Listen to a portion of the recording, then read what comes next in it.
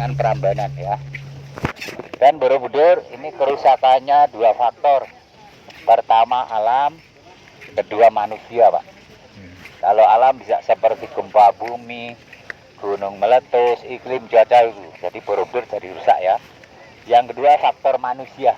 Kalau manusia itu vandalisme, pengerusakan dan pencurian. Jadi Belanda waktu menjajah kita 350 tahun itu, Belanda mengambil 8 gerobak kepala patung dari sini, Pak. Akan dipersembahkan di Raja Chulalongkorn di Thailand sana. Tapi kapalnya tenggelam di Laut Jawa. Jadi Indonesia itu kalau mau cari data yang lengkap tentang candi di seluruh Indonesia harus ke Belanda dulu, Pak. Mau kongres bahasa Jawa, kongres bahasa Batak, bahasa Minang harus izin Belanda dulu. Karena buku di sana semua, Pak. Ambil S2, S3, sastra Jawa paling bagus di dunia itu di Belanda. Tapi gurunya udah orang bule semua, Pak. Jadi Belanda itu sebenarnya tidak hanya mengambil rempah-rempahnya. Baik situs budaya Indonesia sudah dikuasai mereka. Jadi Borobudur ini ada dua gaya bentuk atau dua gaya arsitektur gitu. Yang ada di bawah, sing pinggir kotak, Pak. Di atas, di tengah lingkaran ya. Yang kotak di bawah atau di pinggir itu namanya arsitek punden berunda. Ada tangga-tangga, dalam Buddha dibaca bentuk atau duniawi. Yang lingkaran di atas diartikan nirwana atau surga. Jadi Borobudur kalau dari samping bentuknya seperti segitiga piramida, ya, di bawah kotak, di atas lingkaran ya. Dan Borobudur ada 3 bagian atau 3 tingkatan ya. Kama Datu 2 lantai, Rupa Datu 5 lantai, Arupa Datu 3 lantai. Jadi total ada 10, Pak. 10 ini angka Buddha, namanya Dasa Bumi Sambara Budara, 10 kesempurnaan Buddha.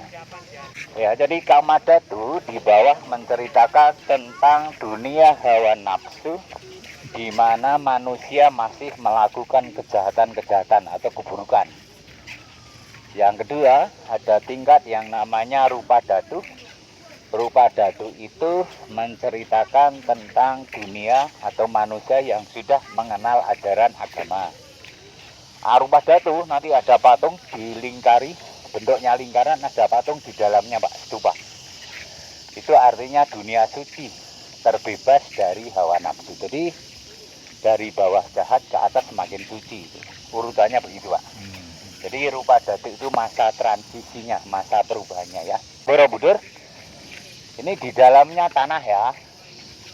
Batu itu di lapisan luarnya, Pak. Di dalamnya itu tanah. Dan Borobudur ini kalau umat Buddha melakukan waisak, umat Buddha seperti itu, Pak. Mereka keliling 7 kali, Pak, di atas. Yang gede itu stupa mereka kelilingi 7 kali, tapi kelilingnya searah jarum jam. Kalau Islam kan berlawanan arah jarum jam. Kalau ini searah berarti ke bawah, berlawanan ke atas ya. Ini kalau umat Buddha melakukan waisak, mereka membawa api sama air, Pak. Diputarkan, didoakan, namanya parita. Kemudian setelah didoakan, dibagikan ke upasika, itu umatnya. Nek dewe seperti apa ya, air jam-jam begitulah. Dan Borobudur ini yang menemukan Raffles, Pak, orang Inggris, tahun 1814. Raffles ini tahun 1814, kemudian dipugar lagi, Pak, sama orang Belanda, namanya Van Erp, tahun 1907 sampai tahun 1911. Perlu waktu 4 tahun ya, Pak ya. Ini dilakukan restorasi pertama sebelum Indonesia merdeka, Pak. Kemudian dilanjut oleh pemerintah Indonesia di tahun 1973 sampai dengan 1983. Perlu waktu 10 tahun. Yang memimpin orang Indonesia bernama Dr. Sukmono. Biaya atau dananya dibantu UNESCO, Badan Kebudayaan Dunia. Jadi kalau sudah masuk UNESCO, ini bebas dari bahaya perang.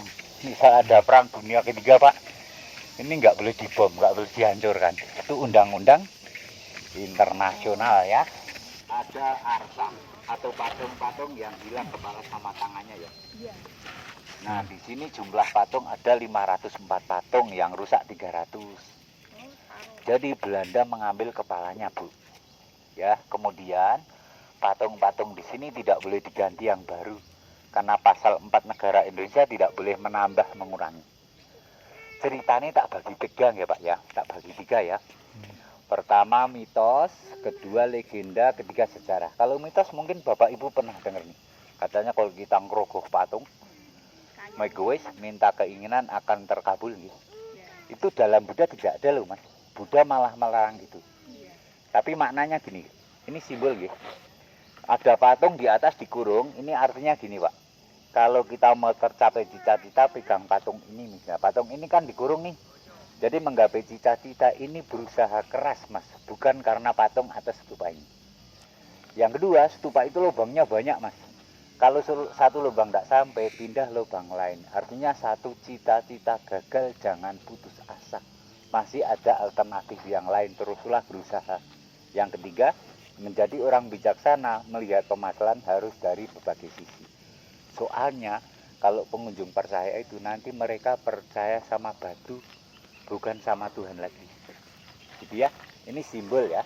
Oke, kemudian legenda. Legenda itu semalam jadi itu legenda, Mbak. Keperakaannya putih telur itu legenda. Tidak benar ya.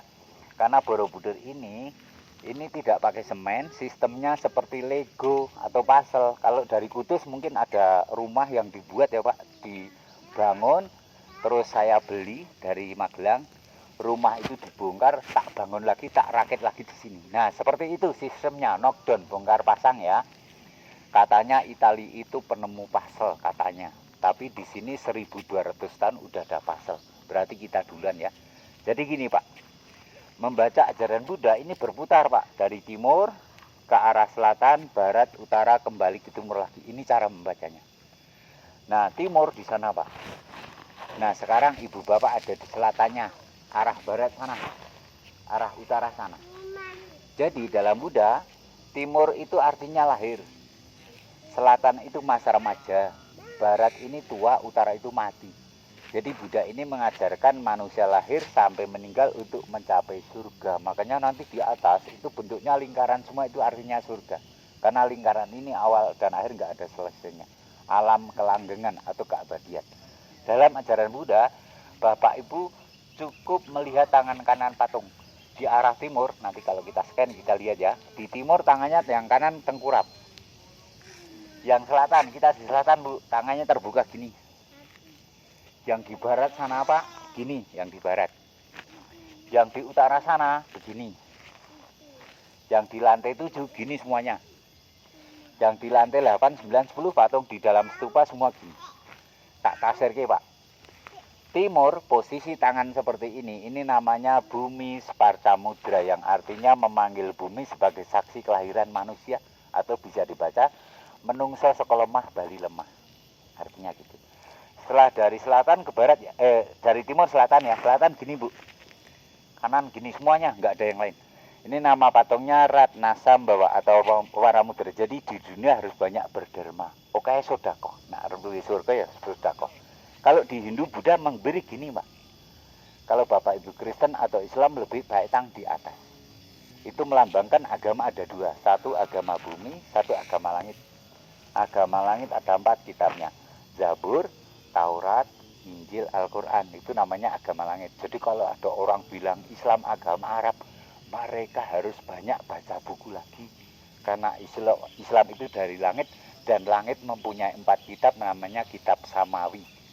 Kalau orang Eropa bilang kitab Abrahamik. Abrahamik itu tauhid 1. Setelah dari selatan ke barat Pak, barat mriko nggih. Barat itu diartikan masa senja atau tua. Nanti patungnya semua gini Pak.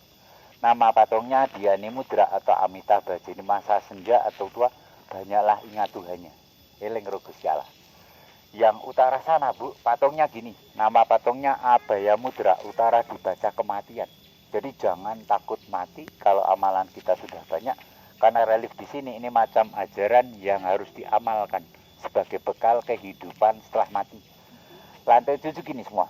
Ini Witarka Mudra, berkhotbah beda ajaran. 8, 9, 10 patung dikurung-kurung dalam stupa semua gini. Ini namanya Dharma Cakra Mudra, memutar roda Dharma atau roda kehidupan dunia. Salang ya. Timur lahir, selatan masa remaja, barat tua, utara mati. Dalam Buddha timur ini kosong Pak, utara kosong. Kenapa timur utara kosong dalam Buddha? Jadi bayi manusia lahir itu tangan genggam. Kok Buddha menungso teko nang bumi itu kosong ranggi apa-apa.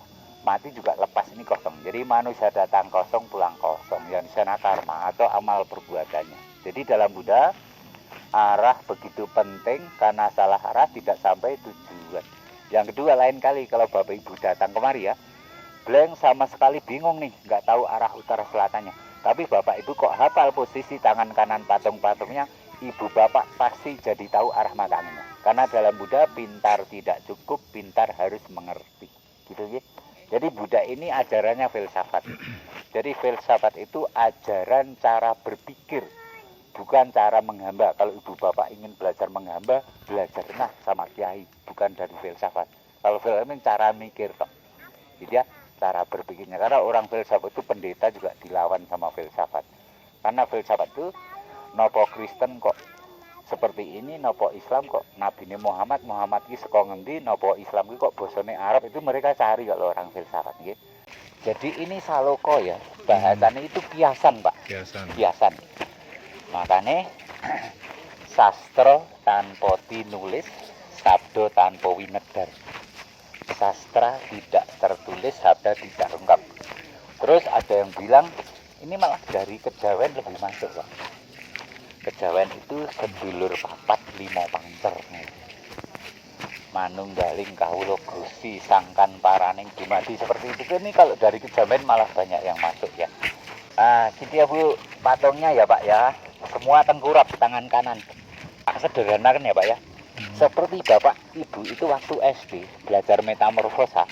Telur, ulat, kepompong, kuku, lahir, masa remaja, tua, mati. Jadi Borobudur ini sebenarnya manusia, dan manusia sebenarnya manusia ada lahir, ada masa remaja, ada tua, ada mati, dan manusia sebenarnya itu kembali ke Tuhannya. Begitu Pak. Oke, gampang nih filsafat ngoten niku. Membaca huruf timur ya. Jadi gini Pak, kan arah yang berikut niki, arah jam ya. Jadi yang kanan ini yang baik semua Pak, jadi yang jahat semua.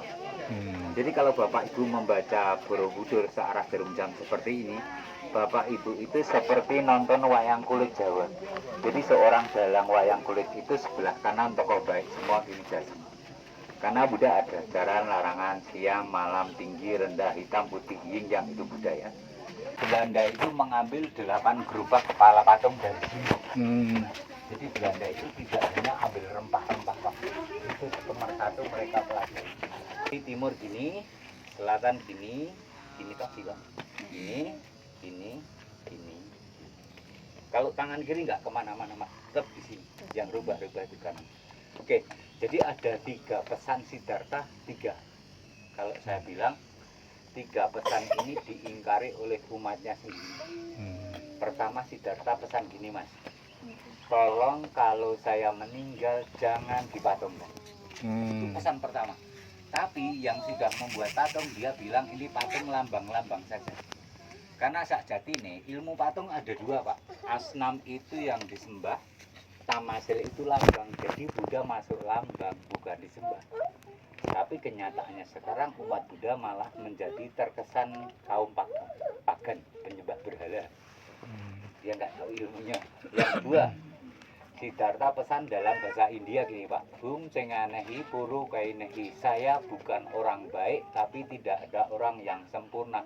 Jadi Siddhartha itu selama hidupnya tidak mengaku baik, sempurna punya Tuhan. Jadi jangan kita dikultuskan, nggak boleh dituhankan, apalagi nggak boleh.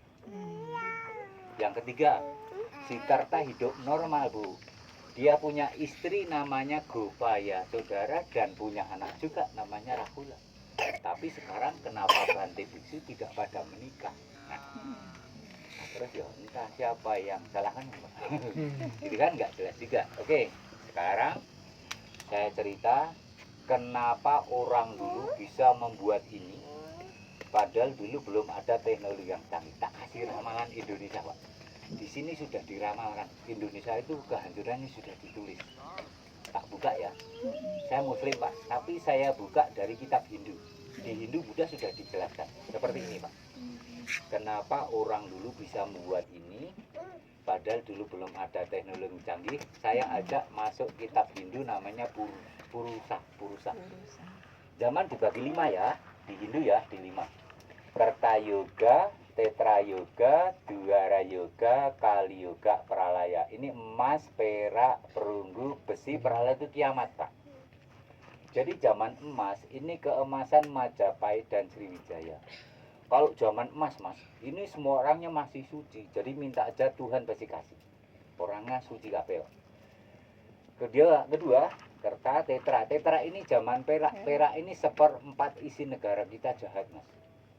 Dwara ini perunggu, separuhnya jahat. Kali Yoga itu besi, semua jahat. Nanti baru ada pralaya itu kiamat. Kenapa, Dik? Sudah ya, minum. Jadi gini, Pak. Di zaman keemasan Sriwijaya dan Majapahit, sebenarnya mereka sudah pegang besi. Pak. Tapi besi untuk apa di zaman keemasan mereka? Besi ini difokuskan untuk bangunan spiritualnya. Buat candi di mana-mana waktu itu. Tapi umat Hindu sama Buddha termasuk ahli filsafat sekarang kita udah diklaim saiki kowe kabeh ki uripe nang Kaliyuga nang zaman besi dan memegang besi lagi. Jadinya apa? Tank, panser, senjata hanya untuk berperang. Jadi perala itu bisa diartikan perang dunia ketiga juga bisa. Konflik horizontal di Indonesia sebentar lagi juga bisa. Dari kosong, tanah, air, api, udara keluarkan bencana untuk manusia di gunung juga bisa. Makanya ada simbol ya, pernah main ini enggak? Batu, kertas, gunting ya. Batu, Ka'bah itu batu, Bu. Huruf ini batu. Kertas itu Weda, Tripitaka, Injil, Al-Quran juga ditulis di kertas. Gunting itu Kaliyuga. Jadi kalau kitab Tuhan ini manusia berani memotongnya, nanti karma-karma akan ada. Potong juga arti. Dipotong, dibunuh ulamanya. Dipotong, dirusak kitab sucinya, atau dipotong kitab suci itu ditafsirkan sesuai nafsunya para penguasa. Sing haram dan kita halal, digawe subhat gitu kan. Nah, ini Pak, pesannya ada 3 di Hindu. Ini pesannya. Jika kalian hidup di zaman besi, sekarang ya, nanti kalian akan melihat para pemimpin dipimpin oleh nafsunya sendiri-sendiri. Sing penting menang, sing penting dapat sikut-sikutan. Itu ya. Yang kedua, jika ada orang beda pemikiran, beda pendapat, kita tidak pernah akan didekati jadi teman berpikir, tapi kita malah dianggap musuh. Contoh ya, Mas, misalnya netizen, jurnalis, wartawan, gue anggota dewan. Mas nulis di medsos, ada buku di koran tentang saya, Mas. Tulisan itu 100% benar. Tetapi Mas gantian saya balik, Mas yang saya masukkan penjara dengan tuntutan pencemaran nama baik. Di Indonesia nggak ada nih Pak ya. Yang ketiga, paling seru ini yang ketiga Pak. Jika kalian hidup di Kaliyuga sekarang ya, nanti kalian akan kesulitan mana membedakan lawan dan temanmu karena musuh kamu adalah bangsa kamu sendiri. Banyak londo irengnya. Makanya kenapa Indonesia itu 350 tahun dijajah Belanda kok suwe temen sih? Kenapa? Karena kalau Bapak Ibu membaca buku sejarah Indonesia, rata-rata pahlawan-pahlawan kita itu dibunuh, tahu tempat sembunyinya karena orang kita yang kasih bocoran. Jadi pahlawannya pada dibunuh. Coba kalau orang rakyat kita itu diem, cepat berjuang karena mana di Ponorogo dikasih tunjuk sama orang kita sendiri. Nah terus dikasih seperti dikasih upah, nah banyak pengkhianat, makanya sejarah akan berulang. Jadi Mas, kita itu nggak bisa di emas karena emas sudah lewat, tetap harus ke sini. Jadi Indonesia emas itu bullshit karena nggak bisa, karena emas itu kualitas spiritualnya masih tinggi dan kita harus ke pralaya dulu kan gitu ya. Jadi sejarah akan berulang gini Mas, sejarah akan berulang itu seperti ini. Ada nabi atau raja bagus Mas, peradabannya bagus, nabi wafat, terus kan raja-raja berikutnya jahat lagi, nanti rusak-rusakan jahat lagi, tukul raja baru atau nabi baru kan gitu. Jadi dia masih patuh, ada orangnya, tokohnya, tokohnya meninggal, diteruskan generasinya, tapi generasinya sudah tidak bagus. Nah seperti ini. Jadi Indonesia itu kalau bilang Indonesia emas tidak bisa. Tetap kesini dulu. Tetap ada konflik horizontal. Jadi saya ulang ya. Yang kanan tadi positif, kiri negatif. Kalau stupa seperti lonceng nih Pak. Kalau di Buddha gini. Ini tongkatnya, ini mangkoknya, ini teratenya, ini jubahnya. Kalau dari Hindu ini lingga. Laki-laki, yoni perempuan. Tadi yang kanan positif, kiri negatif. Nanti di atas ada dua patung yang terbuka. Satu di timur, satu di barat. Timur itu artinya menyambut siang. Barat malam. Jadi neng dunia itu ada siang dan malam. Ada laki-laki perempuan. Ya, kalau di Buddha namanya Madhima Patibada. Kalau di Muslim itu berpasang pasangan. Ini laki-laki perempuan. Ganjinya nggak masuk di sini. Hampir sama ya Pak, Buddha sama Hindu. Ya, karena tenaga spiritual Siddhartha itu semua dulu. Oh, Jadi Siddhartha ini jane protes dulu. Napa kok surga itu bagi bangsawan dan raja-raja. Terus wong apik liyane neng ndi kan gitu. iya. Kalau di Buddha raja, bangsawan kalau jahat juga tidak dapat surga. Itu kalau di Buddha gitu. Di sini Bapak Ibu ada angka 8. Mau tahu angka 8? Gini ya, tak hitung ke. Angka 8 itu gumpetke ning Buddha itu sen. Ini namanya stupa ya. Di dalamnya patung dikurung. Nah, angka 8 kita cari dari sini. Nyarinya gini. Ini total stupa di bawah ini, Bu. Ini ada 32. Bisa dibagi 8 ya, Mas? Dapatnya 4. Di atasnya lagi 24. Bisa dibagi 8, dapatnya 3. Yang atas tuh 16. Bisa dibagi 8, dapatnya 2. 32 ke 24 kelipatan 8. 24 bisa dibagi 8. 24 ke 16 kelipatan 8. 16 bisa dibagi 8. Jadi 8 ini angka Buddha jangan. Ini namanya Hasta Arya Marga, 8 kebenaran, 8 karma. Jadi di dunia itu ada mulia, terhina, surga, neraka, baik, buruk ya. Jadi adanya orang baik itu ada pembandingnya orang jahat. Makanya dinamakan keseimbangan. Jadi kalau Buddha gini Pak, belajar keseimbangan kalau di Buddha seperti ini. Keseimbangan ya, tak warai keseimbangan di Buddha ya. Jadi gini Pak, misalnya negara atau pemerintah ini melantik 5.000 polisi. Nanti kejahatan akan ada 20.000. Yang 5.000 mati terbunuh oleh polisinya. Yang 5.000 kejahatannya semakin kuat. Yang 5.000 bertobat. Yang 5.000 lagi kerja sama polisinya. Itu namanya keseimbangan. Nah, filsafat gitu. Jadi kejahatan itu tidak bisa ditumpas habis. Kalau ditumpas habis nanti polisi nggak kerja soalnya. Kemudian adanya orang baik, ada pembanding.